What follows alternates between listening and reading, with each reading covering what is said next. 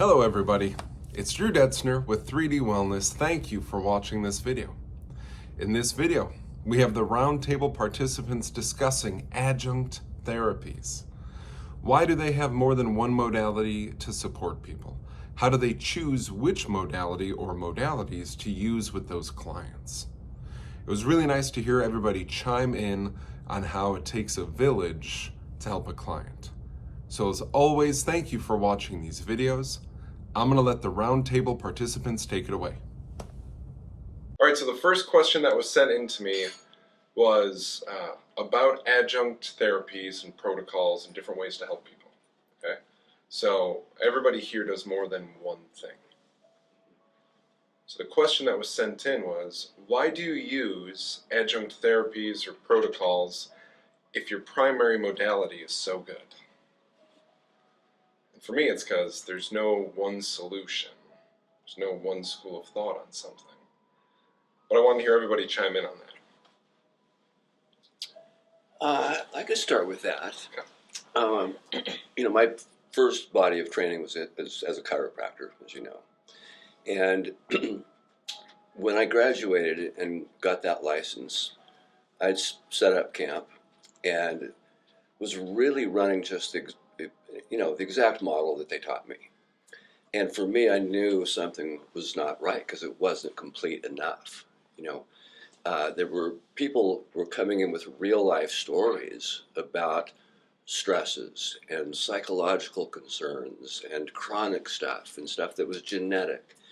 And I thought, geez, I don't feel comfortable because I'm supposed to distill this story down to a bone out of place model and then, go to town on that bone and hope that it works, And I could get it to work in terms of like going back and testing a reflex and that kind of thing. And sometimes, pain reduction. But I thought, how does it move into that other camp in a way that wasn't just presumptive and crossing my fingers and just hoping that it would spill over to that. So I knew right away adjunctive, I don't even like the word because some of it seems kind of critical. Adjunctive almost sounds like, oh, here's something kind of tagging along. But I knew that for me anyway, in my model, to treat someone holistically, other things had to be in there involved. And so chiropractic was the first of many bodies of work that I studied to fill that gap. Because to me the gap was pretty obvious. So who knows? Some people could use adjunctive just because it's kind of good marketing or something. But for me, the model itself demanded that my model expand and incorporate other things. Am I hearing you right? The difference between the textbook and when the human was sitting in front of you? Is that what you're saying?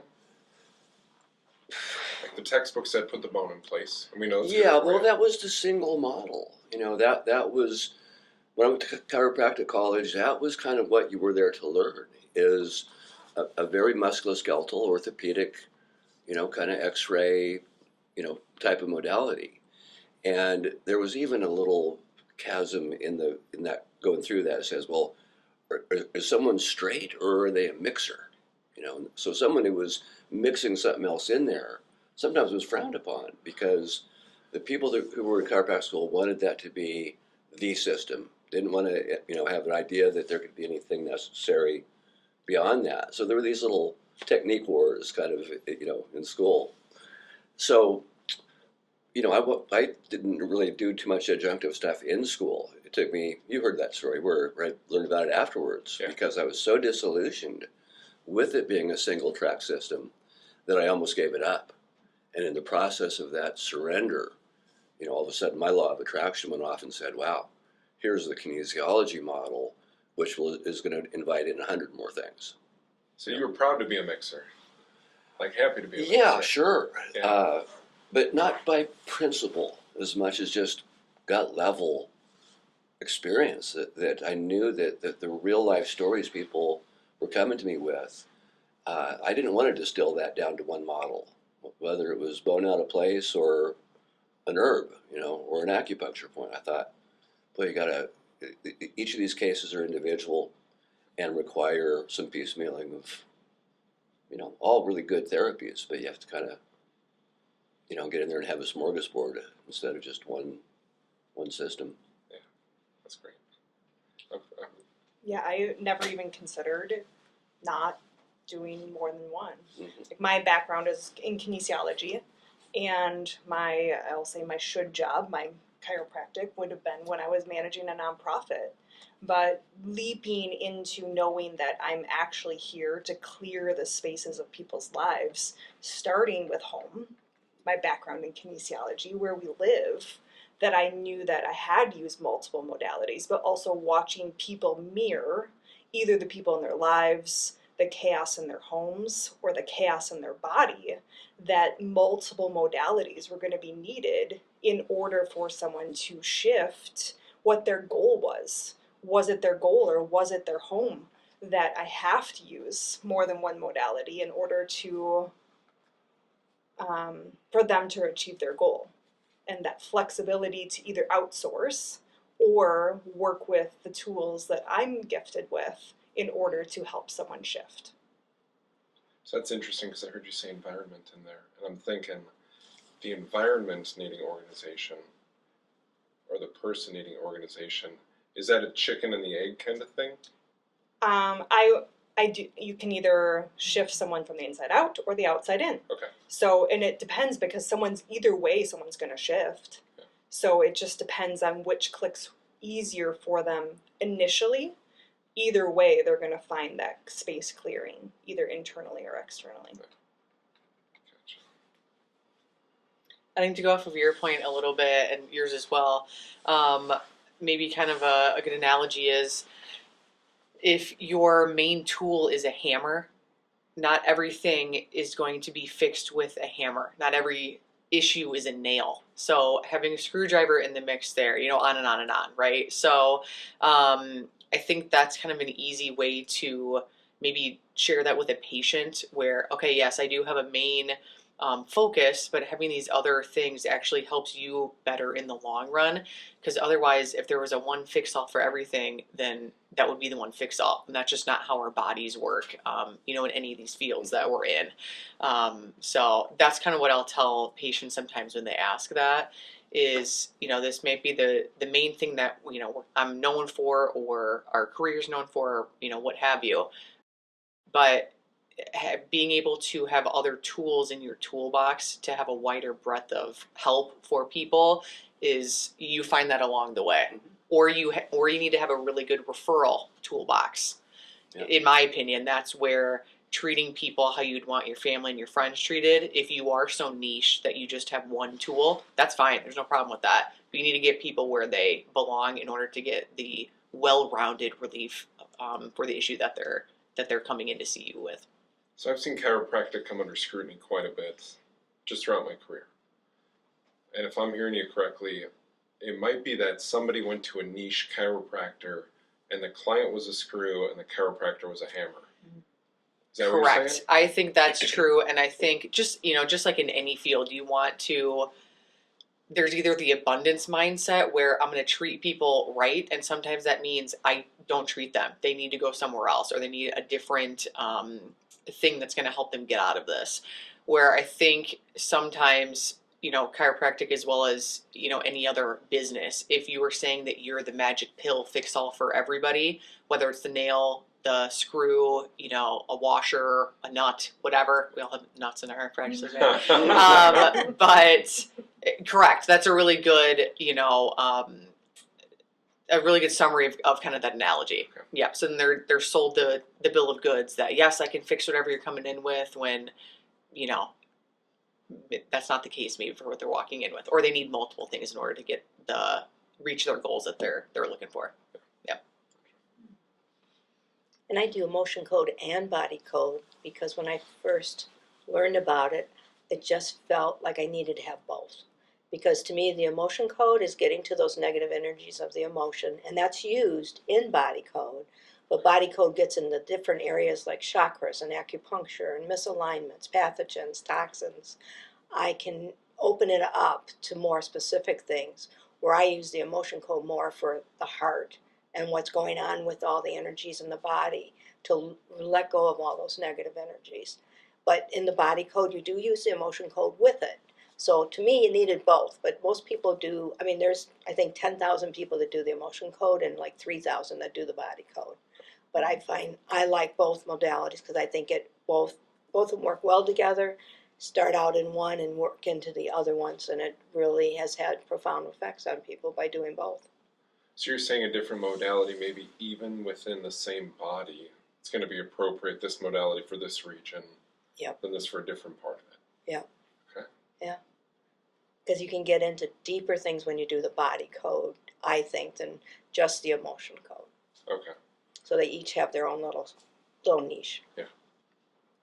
I think too, kind of dovetailing on your idea, Moira, of the bias, that if you have a hammer and that's all you've got, and you have to make every story look like a nail, that's a very big bias in terms of your capacity to diagnose, with a holistic kind of frame of reference. It's just too limiting. And so I think that it's something anybody would welcome. That to me, it's almost an insecurity to say, no, my system is the ruling king, and it's gonna fix everybody. Mm-hmm. I think people need to say, gosh, let's broaden that, because it actually just feels a lot better. I think intuitiveness works better too. If you can approach that and say, I really don't know, and I'm not going to rely on one system to explain what's before me right now, that, when you say, well, I have a whole bag of tools, let's see what surfaces and how to move forward. I just think it's also more fun to do that than to be a robot to one system.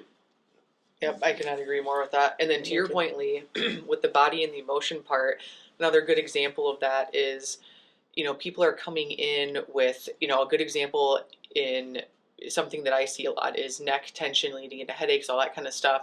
Okay, if I'm just working on only their joint system or only their muscle system, that's only one piece of the puzzle. And also, why is that tight like that? Maybe it is their work stress. So unless you start to dive into some of these other, people are not just this step by step. It's so multimodal of how they get these issues in the first place. So it makes the most sense to have a multimodal approach to be able to get out of them. I thought And that I don't was think we'd have as many of these modalities and so many things out there if they didn't work.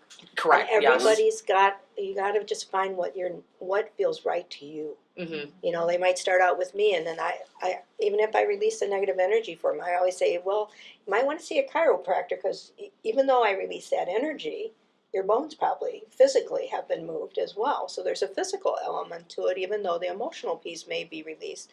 Many times there are physical things. I recommend chiropractors. I go to chiropractors. I use all the modalities. I try everything because I believe in them. I mean, I see Drew, he's a nutritionist. I go to a naturopath. I go to sound healing. I've done feng shui. I've had healers for all kinds of stuff. Being in Arizona, I was really open to trying all the things they have there. They have so many things that you can try, and everybody's works. I mean, everybody has a little niche that works for them, and they just have to find what works best for them. I think people who are stuck, and because they think, well, the burden of creating that mosaic, how would you possibly know where to start, and how would you know if you're right or not? And for me, it was just so cool, because once I knew, I just put that out there. It's like the stuff found me. Yeah. I would literally get my mail, and something would just have a whole different feel to it. And that would invariably be the thing I say, well, geez, I got to check that out. Go to the seminar or something. So once you decide you want to be multifaceted and diverse like that, the way the laws of attraction work is it's not a big burden. It's an adventure in terms of how the stuff will find you, because it knows it wants to be part of that mosaic. That's how it found me. Yeah. Because I lost my job on a Friday, and that next Saturday I was going to go see Dr. Bradley and see what he did with the emotion code. And that's exactly how it happened. It was like one door closed, went the very next week, and I went to that seminar, and I knew I'm very intuitive to begin with, and I was always using it with I was an IT database manager before for 30 years. I always use it for finding bugs in software. But having met him, I knew immediately this is what I should do. I signed up for both courses that day, and everybody else was signing up for one. I said, nope, I want both of them. I'll sign up for them both. You're right. When you're open to, because I knew that I did not want to be in IT anymore after that. Yeah. I'm just like, I need to do something that's really more passionate about. And I really am passionate about what I do now because I know it makes a difference in people's lives. And I think that's the best part about all of our things that we do. I mean, people shift, and we know that it's been a better life for them because they're open to what we do. Now, my whole family is not open to what I do, but I'm not attached to that. I just, and it's funny, I found Lori at a chiropractor's office, and she introduced me to Drew, and I'm like, it's amazing, like you said. The synchronicity of all that happening is amazing. I want to circle back for a second because I heard you say if I'm working on a muscle system or a joint system and it keeps going back, that maybe there's some other influence. And this client that I used to work with just totally popped in my head. She came in with libido problems. And she had been to a naturopath before. She'd been to a pelvic floor therapist, physical therapist before. She'd done counseling for it. She'd tried this supplement and that supplement and all that stuff. She was still having trouble. She came in here and I did my hair analysis. I did my thing. Her body wanted licorice. No, not Twizzlers. Okay, Here's a bag. Not the candy, but the herb licorice, which we know is really good for mucous membranes. It's good for your lungs, your digestive tract. It does a little bit of action in the adrenal glands also. She went away for 2 weeks. She came back. She said, "Don't you ever take me off of licorice. That is the best libido enhancer I have ever taken in my life." Yeah. Nice. Yeah. She saw me making the face. She goes, "Why are you making that face?" And I said, "It's not a libido enhancer. It's stress support. It's mucosal membrane support." Yeah. She was like, "What? No, my libido is like I'm 19 again." And I was like, "Congrats. Like, I'm not arguing with you about the result. I'm happy to sell you more licorice, by the way. Okay? I just want to make sure that I'm letting you know." She was like, "Well, that's weird. I don't think I'm stressed." And that was interesting for me. Maybe sometimes that disconnection, having that other modality, if I wasn't willing to dabble in herbs with her, if I just talked food, would she have had that breakthrough? Right. So she had tried libido supplements, right? It didn't hit. You adjust the muscle. It didn't hit. Well, what's making the muscle go out of place in the first place? Yep. Another analogy I'll use is, okay, I'm we're putting a Band-Aid on a scab or a scratch, but if you keep picking at it during the day with whatever your stressors are, repetitive movements, whatever, what have you, we're going to keep working in circles. So getting down and taking the time to listen to your clients, your patients, and be willing to try some different things and, hear them out it makes the difference in that. And yours is a perfect example of that too. Yeah. Because you could have just kept setting bones and joints, right? And collect your money every time they come in, and it's a forever plan.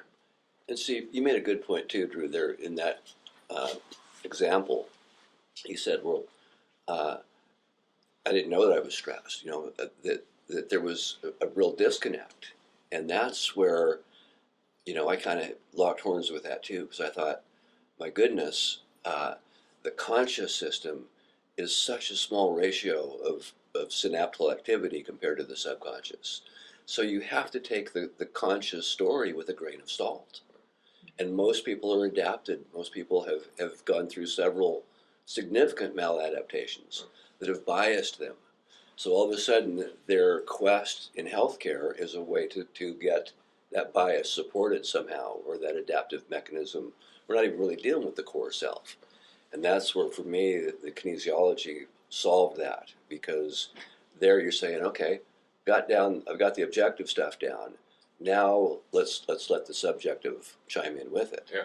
And that tended to go upstream a lot nicer than just, because people don't really, they're not that aware really of these deeper things or what's going on in their subconscious.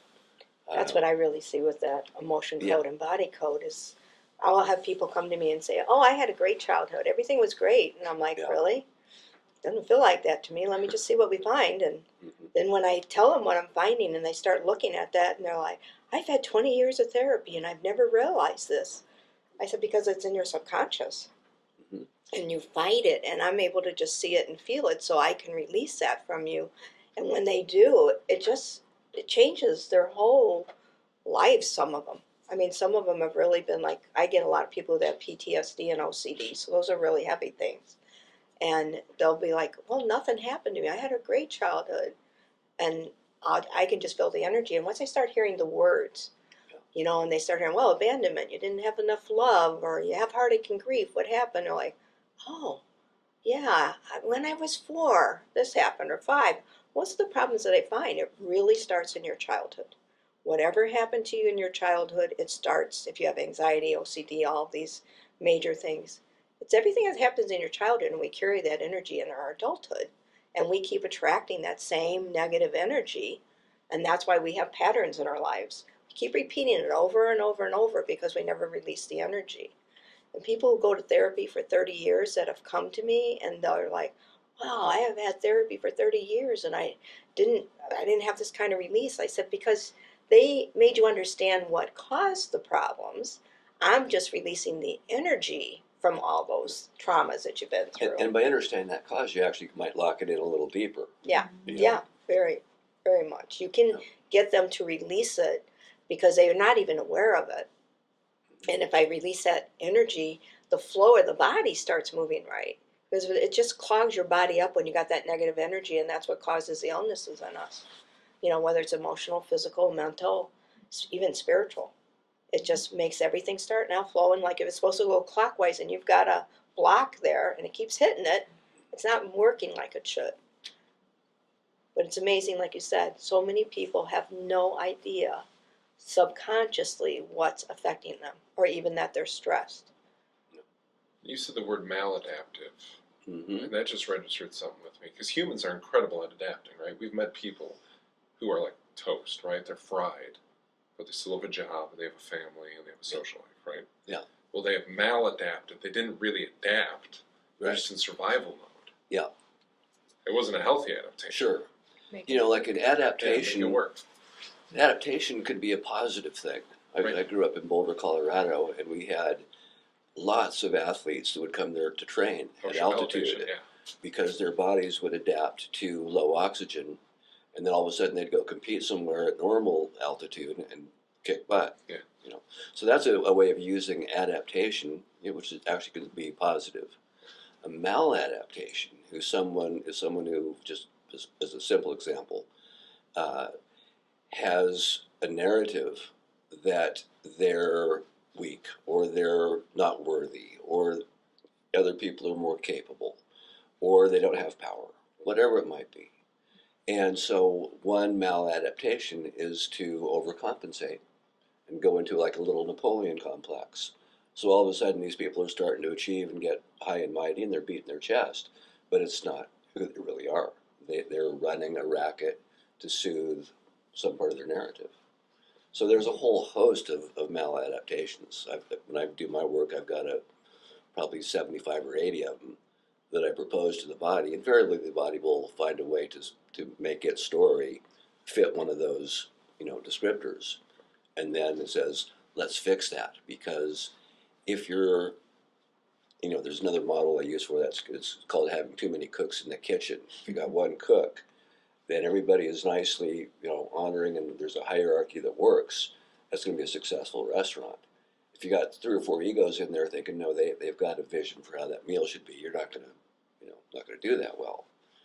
Where are we going with this? We were talking about the maladaptations. So a lot of times before you even start, or at least for my model, I say, are you maladapted? I don't say this verbally, but in the kinesiology, I say, do you have one cook in your kitchen, or are there multiple? And the system will tell me, because it's anxious to get that resolved. And the metaphor I use for even going into that inquiry is that if you're going to do the kinesiology, you kind of want a 52 card system. If you have anything short of that, and you have this kind of segmented psyche, your diagnostics are not going to be as thorough. And the ability to really run with a therapeutic endeavor is also going to, it's going to go into that split. So I kind of do some preliminary checks before I even start, trying to get to the meat of the matter, and it has to do with how consolidated the body is. Is that subconscious running ripshod with a maladaptation? Is there a hiccup in that narrative that would hinder our work? Yeah.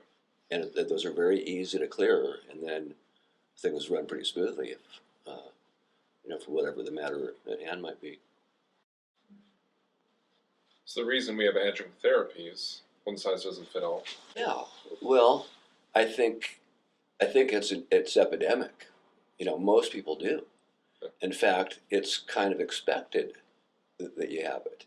If someone doesn't have these maladaptations, they can kind of go, "Wow, I didn't know people could be like that."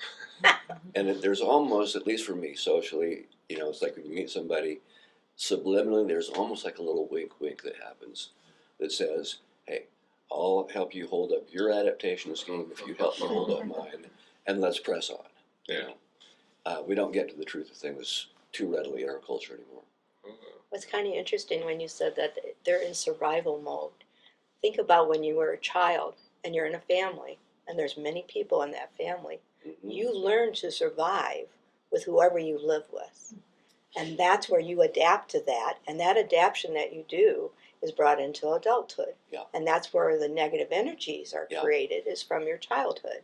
So whatever they are having issues with as an adult, you can find that somewhere in their childhood, whether it was a brother who beat them up or a mother that was awful to them or their dad was awful, whoever it was, that they learned to survive that because they were living there.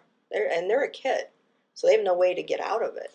And it's really, I've done a lot of child psychology classes long time ago, been interested in the child and stuff. And since I've been doing this work, I'm doing even more reading about it. And now I'm watching my nephew, who's 2 years old, and it's fascinating to me to watch him as a child. And all the people that interact and how he interacts with them, he's learning his survival skills. Mm-hmm. Who he has to be one way for you, another way for somebody else. Yeah. And with me, of course, he thinks, I'm a sucker. He can do anything. But I do set limits with him. But, they learn. And I watch him, and I just see how every single person, he knows what he can do with this or that person. That's your survival mode. You're learning that as a child. But I think that's a maladaptation because Yeah, it doesn't it go is. anywhere too great to have all that different, shifting around and relating to people differently. No, I agree, Yeah. it is. Yeah. But I think that's where it starts. It's because you're living Yeah. in families where, and it could be your mom and dad were great, brothers, sisters are great, but you go to, and you get a teacher that's not. Teachers really have a lot of effect on people. I've had some really tough things that had to be released from people because of a teacher telling them they were stupid